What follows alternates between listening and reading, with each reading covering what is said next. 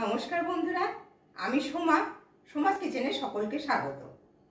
চলুন দেখে নেবেন আজকে আপনাদের জন্য কোন রেসিপি নিয়ে এসেছি।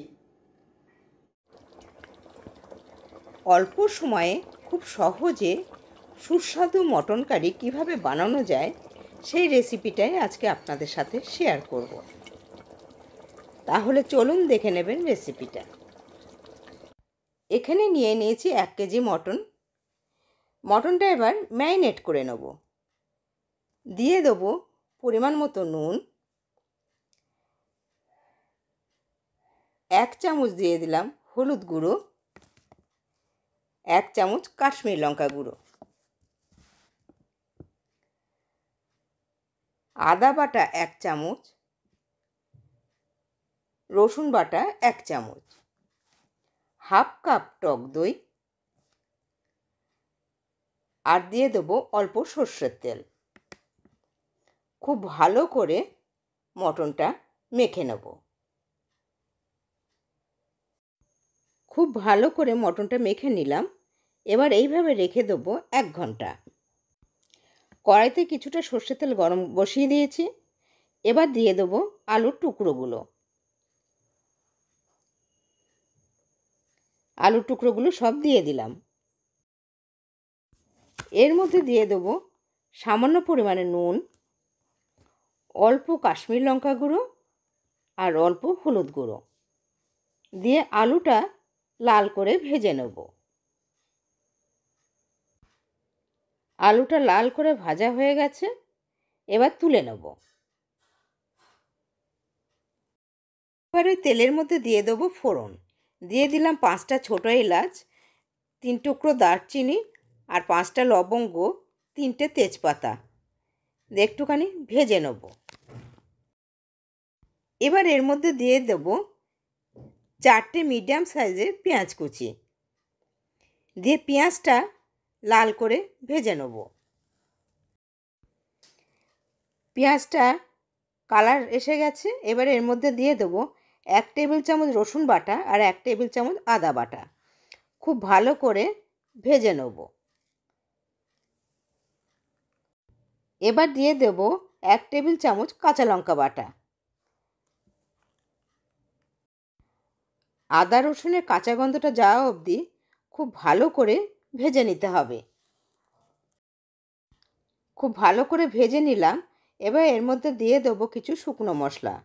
দিলাম 2 চামচ ধনে গুঁড়ো, হাফ চামচ জিরে গুঁড়ো, দিয়ে দেবো কাশ্মীরি লঙ্কা গুঁড়ো 1 চামচ আর হলুদ গুঁড়ো দিয়ে দিলাম হাফ চামচ। মশলাটা থেকে খুব সুন্দর তেল ছেড়ে এসছে। এবার এর মধ্যে ম্যারিনেট করা মটনটা দিয়ে দেবো। হাই হিটে মটনটা 10 মিনিট কষিয়ে নেব। হাই হিটে মটনটা 10 মিনিট কষিয়ে নিলাম। এবার এর মধ্যে দিয়ে দেবো একটা মিডিয়াম সাইজের টমেটো পেস্ট দিয়ে দিলাম। খুব ভালো করে কষিয়ে নেব, টমেটোর কাঁচা গন্ধ যেন না থাকে। টমেটো বাটাটা দিয়েও আরও 10 মিনিট হাই হিটে কষিয়ে নেব।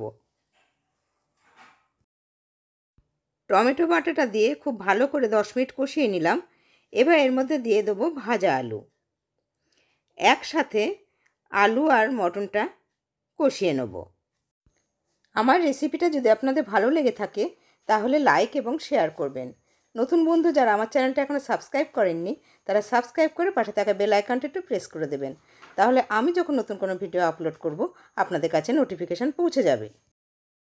খুব ভালো করে আমার কষানো হয়ে গেছে। এবার একটা প্রেসার কুকার নিয়ে নিয়েছি। প্রেসার কুকারের মধ্যে মটন কষাটা দিয়ে দেবো। এবার দিয়ে দেবো পরিমাণ মতন জল। ঝোল যতটা রাখবো ঠিক সেই পরিমাণে জল দিতে হবে। মটনের লেভেল করেই জলটা দিয়ে দিলাম। এবার প্রেসার কুকারে ঢাকনাটা আটকে দেবো। 3টে সিটি দেওয়ার পর আপনা থেকেই ঠান্ডা হতে দেবো। প্রেসার কুকারের ঢাকনাটা এবার খুলে দেবো। দেখি আলু আর মটন সেদ্ধ হয়েছে কিনা। আলুটা খুব সুন্দর সেদ্ধ হয়ে গেছে। এবার মটনটাও খুব সুন্দর সেদ্ধ হয়ে গেছে।